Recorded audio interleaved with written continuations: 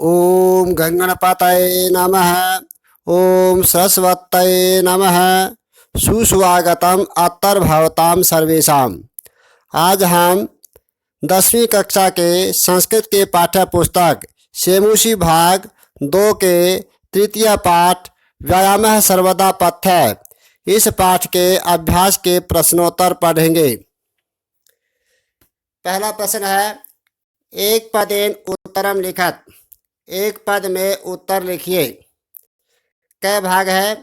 परमम आरोग्यम कस्मात् उपजायते। अच्छा स्वास्थ्य किस से उत्पन्न होता है? व्यायामात्, व्यायाम से। ख भाग है? कस्य मासम सथिरे भवते। किसका मास सथिर हो जाता है? व्यायामाभिरतस्य, व्यायाम करने वाले का। ग भाग है? सदा क पथ्य, हमेशा क्या श्रेष्ठ होता है? व्यायाम है, व्यायाम। घ भाग है? कय पुंभे सर्वेषु ऋतुषु व्यायामः कर्तव्य। किन पुरुषों ने, किन व्यक्तियों ने सभी ऋतुओं में व्यायाम करना चाहिए? इसका उत्तर हो जाएगा आत्महित से भी, अपना हित चाहने वाले व्यक्तियों के द्वारा। अंगे भाग है? व्यायाम सविन गात्रस्य समीपाम के न उपसर्पन्ते। व्यायाम से गीले शरीर वाले के पास कौन नहीं जाते हैं? व्याध है, जो बीमारियां हैं वो व्यायाम करने वाले के पास नहीं जाते हैं। अगर दूसरा प्रश्न है, अधोलिखितानां प्रश्नानां उत्तराणि संस्कृत भाषया लिखित। नीचे लिखे प्रश्नों के उत्तर संस्कृत भाषा में दीजिए। पहला प्रश्न है, कीदृशं कर्म व्यायाम संहितम कथ्यते। कैसा कर्म व्यायाम संहितम कहलाता है? इसका उत्तर है शरीर आयास जननम कर्म व्यायाम संहितम कथ्यते। शरीर के मेहनत से उत्पन्न होने वाले कर्म को व्यायाम कहते हैं। अगला ख है, व्यायामात् किम उपजायते। किम किम उपजायते, व्यायाम से क्या क्या उत्पन्न होता है? इस प्रश्न के उत्तर में दूसरे और तीसरे श्लोक को हम लिखेंगे। दोनों श्लोक लिखने होंगे। अगला ग भाग है, जरा कस्य सकाशम सहसा न समधिरोहति। बुढ़ापा किसके पास अचानक नहीं जाता है? जरा व्यायामाभिरतस्य सकाशम सहसा न समधिरोहति। बुढ़ापा व्यायाम करने वाले के पास अचानक नहीं जाता है। घ भाग, कस्य विरुद्धम अपि भोजनम परिपच्यते। किसका विरुद्ध भोजन भी पच जाता है? इसका उत्तर है व्यायामम कुर्वतः विरुद्धमपि भोजनम परिपच्यते। व्यायाम करने वाले का विरुद्ध भोजन भी पच जाता है। अगला प्रश्न है, कियता बलेन व्यायामः कर्तव्य। कितने बल से व्यायाम करना चाहिए? इसका उत्तर है बलस्यार्धेन बलेन व्यायामः कर्तव्य। बल के आधे बल से व्यायाम करना चाहिए। अगला च भाग है, अर्धबलस्य लक्षणम किम। अर्धबल का, आधे बल का लक्षण क्या है? इसके 10वें प्रश्न में इसका उत्तर है व्यायामम कुर्वतो जंतु अर्धस्थान स्थितो वायुर्यदा वक्त्रम प्रपद्यते तद अर्धबलस्य लक्षणम कथ्यते। व्यायाम करते हुए व्यक्ति का हृदय के स्थान में स्थित वायु, श्वास वायु जब मुंह में आ जाते हैं तब आधे बल का लक्षण कहा गया है। अगला तीसरा प्रश्न है, उदाहरणम अनुसृत्य कोष्ठकगतेषु पदेषु तृतीया विभक्तिम प्रयुज्य रिक्त स्थानानि पूर्यात्। उदाहरण के अनुसार कोष्ठक में दिए हुए पदों में तृतीया विभक्ति का प्रयोग करके खाली स्थान पूरा कीजिए। यहाँ पर उदाहरण दिया हुआ है यथा, जैसे ये उदाहरण है, व्यायाम है खालिस्तान हीनम अपे सुदर्शनम करोते, ब्रैकेट में कोष्टक में दिया हुआ है गुण। इस गुण का तृतीया विभक्ति में हमने भरना है, तो तृतीया विभक्ति में बनेगा गुणेन गुणाभ्याम गुणई। तो यहाँ पर बहुवचन में प्रयोग किया जाएगा व्यायाम है गुणई हीनम अपे सुदर्शनम करोते। व्यायाम गुण से हीन व्यक्ति को, गुणों से हीन व्यक्ति को भी सुंदर बना देता है। ये तो उदाहरण था। अब आगे हमने इसमें भरना है कै भाग। खालिस्तान व्यायाम है कर्तव्य बलसार्ध है, बलसार्ध है, इसका तृतीय विभक्ति में बन जाएगा बलसार्धेन। तो इसके उत्तर में हो जाएगा बलसार्धेन व्यायाम है कर्तव्य, बल के आधे भाग से व्यायाम करना चाहिए। आगे ख भाग, ख भाग के कोष्टक में दिया हुआ है, तो उसका व्यायाम, इस व्यायाम का तृतीय विभक्ति में बन जाएगा व्यायामेन, व्यायामेन सदेशम किंचित स्थूल्यापकाशनम नास्ति। व्यायाम के समान कोई भी मोटापे को घटाने का उपाय नहीं है। अगला प्रश्न है गै। गै के यहाँ पर कोष्टक में विद्या शब्द दिया हुआ है, विद्या का तृतीय विभक्ति के एक वचन में बनेगा विद्या। तो यहाँ पर बन जाएगा विद्या बिना जीवनम नास्ति, विद्या के बिना जीवन नहीं है। आगे है घ, घ के कोष्टक में यहाँ पर दिया हुआ है चरण। चरण का तृतीय विभक्ति में चरणेन चरणाभ्याम चरणई। चरण, चरण मन होता है पैर, तो पैर से वह लंगड़ा है, अगर एक पैर से है तो चरणेन, दोनों पैरों से है तो चरणाभ्याम, स चरणाभ्याम खंजा अस्ति। तो यहाँ पर ऐसे हो जाएगा चरणेन या चरणाभ्याम। सुपकार है। अगला प्रश्न है अंगे भाग में कोष्टक में नासिका दिया हुआ है, नासिका का तृतीय विभक्ति में बन जाएगा नासिकया। सूपकार है नासिकया भोजनम जिघ्रते, जो सूपकार है वह नाक के द्वारा भोजन सूंघता है। तो यहाँ पर नासिका का तृतीय विभक्ति में बन जाएगा नासिकया। चौथा प्रश्न स्थूलम आदित्य प्रश्न निर्माणम कुरुत। मोटे काले अक्षरों को आधार मानकर प्रश्न का निर्माण कीजिए। यहाँ पर कै भाग में है शरीरस्य, ये छठी विभक्ति का एक वचन है। शरीर से आयास जननम कर्म व्यायाम इति कथ्यते। तो शरीर के परिश्रम से उत्पन्न कर्म को व्यायाम कहते हैं। तो शरीर से इसका बन जाएगा कस्य, जो शरीर शब्द है इसके स्थान पर प्रश्न का निर्माण कस्य हो जाएगा। अगला प्रश्न है अरय है। अरय में अरि शब्द का प्रथमा का बहुवचन है, तो यहाँ पर इसके स्थान पर प्रश्न का निर्माण हो जाएगा के। किम शब्द का प्रथमा का बहुवचन में पुल्लिंग में के बनता है, तो यहाँ पर के आ जाएगा। अगला प्रश्न है आत्म हितैषी भी सर्वदा व्यायाम है कर्तव्य। आत्म हितैषी भी ये तृतीया का बहुवचन है, तो यहाँ पर किम का तृतीया का बहुवचन में कई आ जाएगा। आत्म हितैषी भी इसके स्थान पर प्रश्न का निर्माण कई, कै के ऊपर दो मात्रा आई की मात्रा और विसर्ग। आगे है व्यायामम कुर्वतः विरुद्धम भोजनम अपि परिपच्यते। व्यायाम करने वाले का विरुद्ध भोजन भी पच जाता है।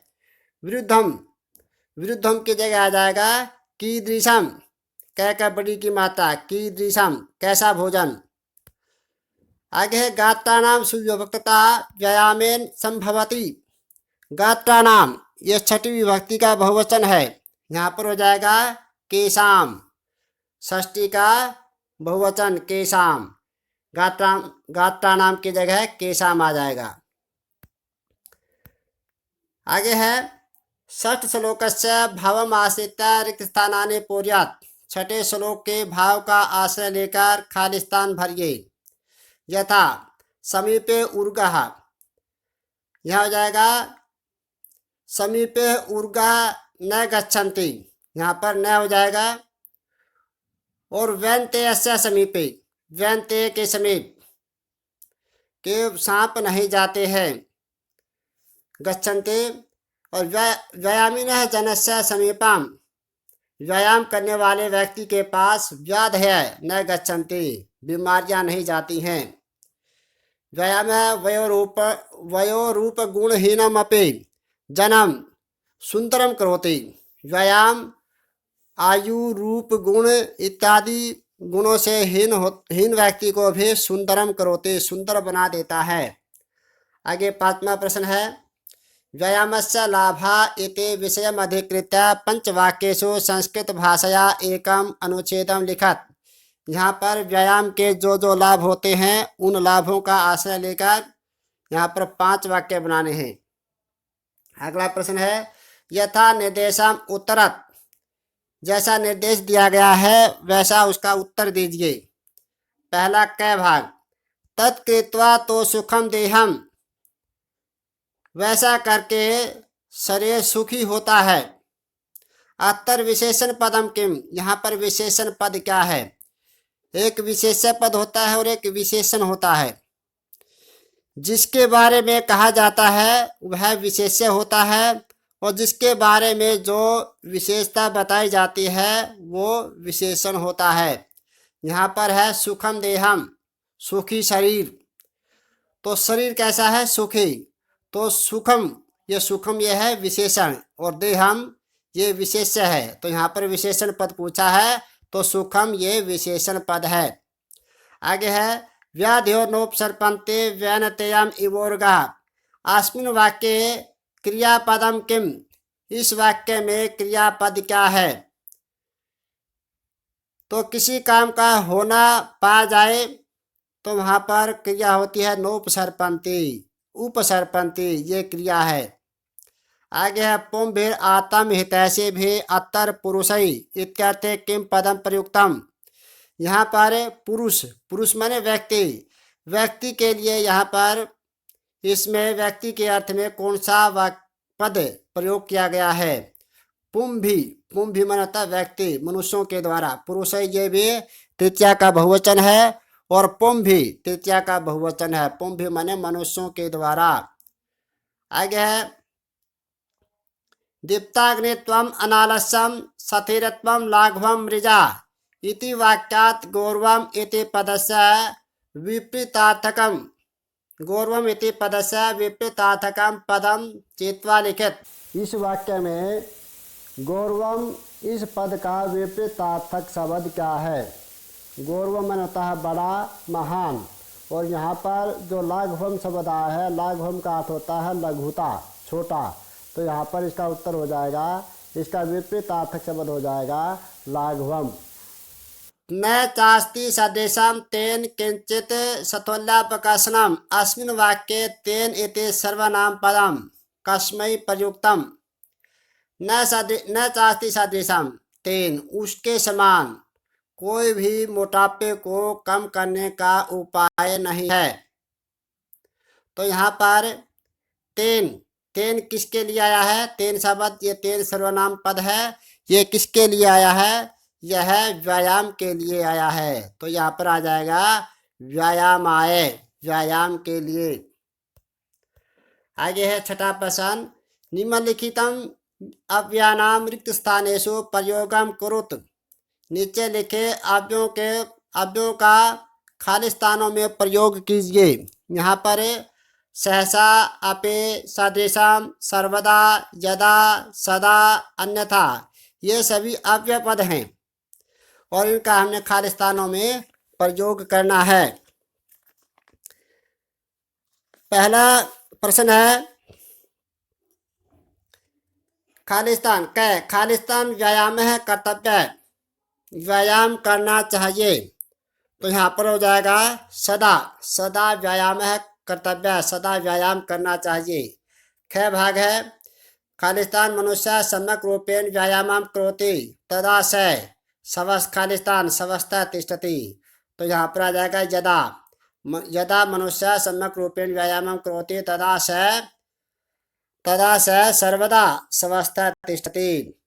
जब मनुष्य अच्छी तरह से व्यायाम करता है तब वह सर्वदा स्वस्थ रहता है, हमेशा स्वस्थ रहता है।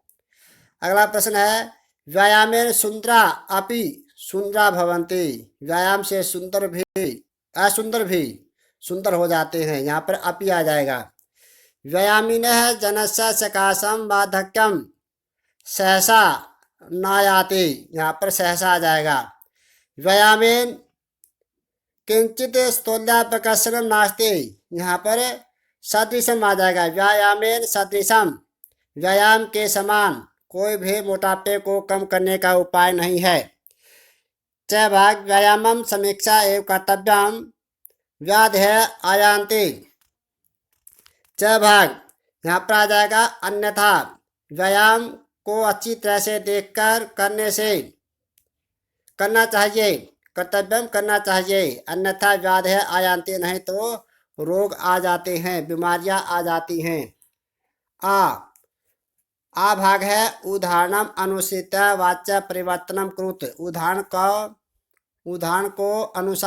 के अनुसार उदाहरणम अनुसृत वाच्य परिवर्तनम कुरुत। उदाहरण के अनुसार वाच्य परिवर्तन कीजिए। कर्मवाच्य और कर्तृवाच्य, पहले कर्मवाच्य में वाक्य दिए गए हैं और बाद में उसको कर्तृवाच्य में बदलना है। कर्मवाच्य में कर्ता में तृतीया विभक्ति का प्रयोग होता है और कर्म में प्रथमा विभक्ति का प्रयोग होता है, और जो क्रिया है वह क्रिया कर्म के अनुसार आती है। और कर्तृवाच्य में कर्ता में प्रथमा विभक्ति, कर्म में द्वितीय विभक्ति और कर्म कर्ता के अनुसार आता है और क्रिया कर्ता के अनुसार आती है। अब पहला प्रश्न है बलवता विरुद्धम अपि भोजनम पच्यते। बलवान व्यक्ति के द्वारा विरुद्ध भोजन भी पचाया जाता है। यहाँ पर बलवता तृतीया विभक्ति है, इसके स्थान पर प्रथमा विभक्ति हो जाएगा बलवान। विरुद्धम अपि भोजनम, ये ऐसे कैसा रह जाएगा, पच्यते की जगह पचति।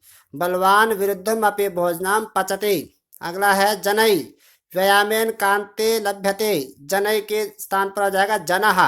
जनै बहुवचन है तो यहाँ पर प्रथमा का बहुवचन हो जाएगा जनः। व्यायामेन का व्यायामेन ही रहेगा। कांति की जगह कांतिम। लभ्यते की जगह लभन्ते बहुवचन। लभते लभेताम लभन्ते। जनः व्यायामेन कांतिम लभन्ते। मोहनेन पाठ पठ्यते। मोहनेन की जगह मोहन, पाठ की जगह पाठम और पठ्यते की जगह पठति। मोहन पाठम पठति। आगे है लतया गीतम गीयते। लतया की जगह प्रथमा का एक वचन हो जाएगा लता। गीतम का गीतम ही रह जाएगा। गीयते की जगह गायते। लता गीतम गायते। आगे है सातवें का ए भाग अतो लिखितेषु तद्धित पदेषु प्रकृतिम प्रत्ययम च पृथक कृत्वा लिखत। यहाँ पर प्रकृति और प्रत्यय अलग अलग करने हैं, मूल शब्द अलग करना है। पथ्यत्म है, पथ्यत्म में पथ्य शब्द है और यहाँ पर तमप प्रत्यय है, तमप का शेष तम रह जाएगा। सहिष्णुता में सहिष्णु शब्द तल प्रत्यय। अग्नित्वम अग्नि शब्द और तवम प्रत्यय। सथिरत्वम सथिर शब्द तवम प्रत्यय। लाघवम लघु शब्द और अण प्रत्यय।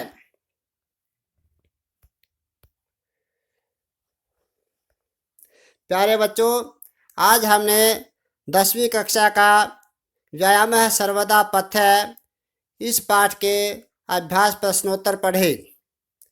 इन अभ्यास प्रश्नोत्तरों को अपनी कॉपी में लिखेंगे और याद करेंगे। पुनर्मिलामः। अस्तु तावत्। जयतु भारती जयतु संस्कृतम्।